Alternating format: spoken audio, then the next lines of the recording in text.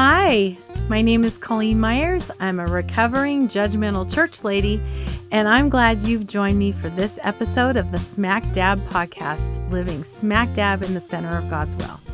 Today, I want to talk about one of my favorite phrases that I've learned to say during these 17 years of rave outreach ministry. I like to say, sometimes God is wetting down the wood. He's just wetting down the wood. And that phrase comes from the story of Elijah in 1 Kings chapter 18. Israel had turned away from God, and people were worshiping Baal. And Elijah challenged the false prophets to a showdown. So the way this was going to go, he wanted to prove that God is real and that their God was false. And so each side was going to prepare an altar, and the true God would be the one who would answer with fire. And here's the crazy part. Before Elijah prayed over his altar, he poured water all over the altar. So the prophets of Baal, I think I'm just going to read what happened here. So Elijah had called all the people together and said, "How much longer will you waver, hobbling between two opinions? If the Lord is God, follow him. But if Baal is God, then follow him." But the people were completely silent. Then Elijah said to them, "I am the only prophet of the Lord who is left, but Baal has 450 prophets.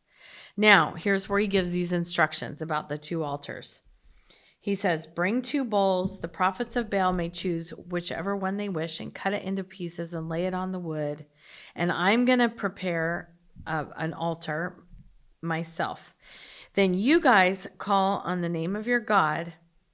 So he was real clear. You don't light your own barbecue on fire. You wait and you call on the name of your God. And then Elijah says, "I will call on the name of the Lord, the God who answers I will call on the name of the Lord. The God who answers by setting fire to the wood is the true God." And all the people agreed that this would be the way that they would determine who is the one true God. And then Elijah said to the prophets of Baal, "You go first, for there are many of you. Choose one of the bowls, prepare it, put it on top of the wood, but don't set fire to it." So they prepared one of the bowls and placed it on the altar. And then they called on the name of Baal from morning until noontime, shouting, "Oh, Baal, answer us." But there was no reply of any kind. And then they danced, hobbling around the altar that they had made. So about noontime, Elijah began mocking them. "You'll have to shout louder," he scoffed, "for surely he is a god. Perhaps he is daydreaming or is relieving himself." So he literally is getting super sarcastic here. And I know to some of you, sarcasm is a spiritual gift, so you'll appreciate this. But he's literally saying, "Oh, maybe your God is off daydreaming, or he's had to take a break and go to the bathroom to relieve himself.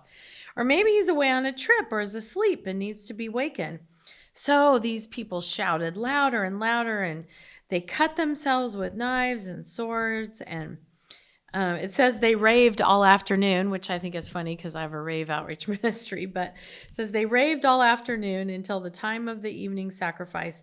But there was still no sound, no reply, and no response. Then Elijah called to the people, "Come over here." They all crowded around him as he repaired the altar of the Lord that had been torn down.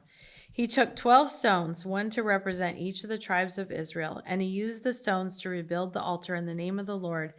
And then, here's where it gets crazy. He dug a trench around the altar, large enough to hold about 3 gallons of water, and then he piled wood on the altar, and he cut the bowl into pieces and laid the pieces on the wood.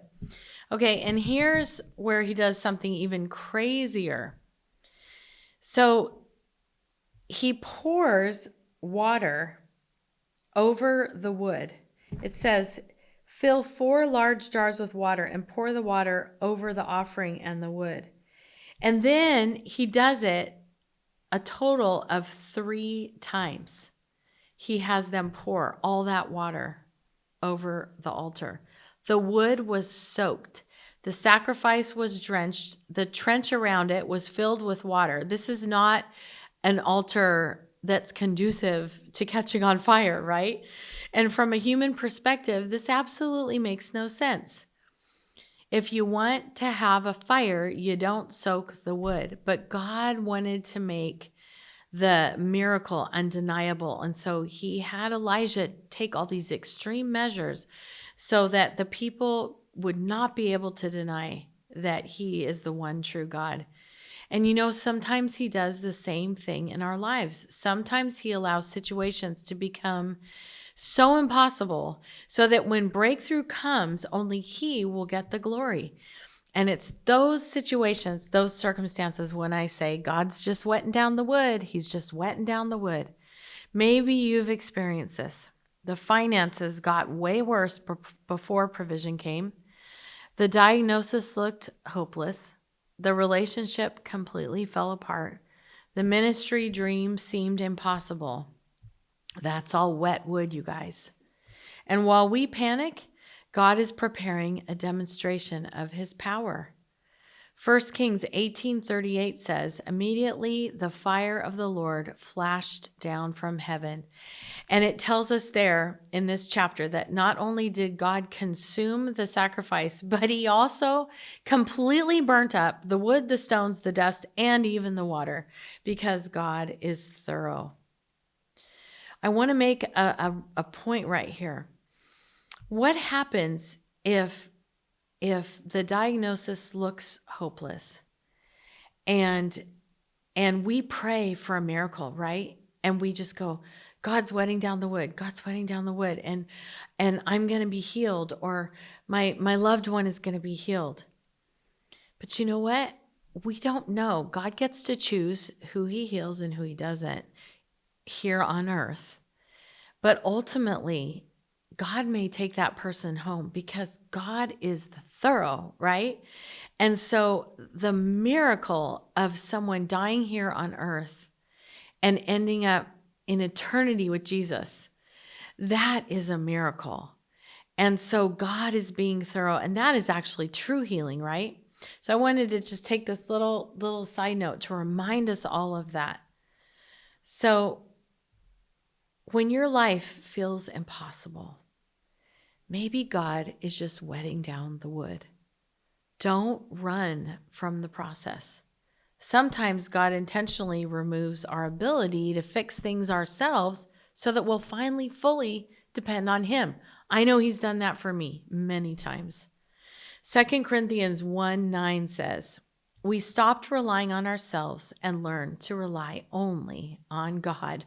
Now that is very hard, but guess what? That is holy.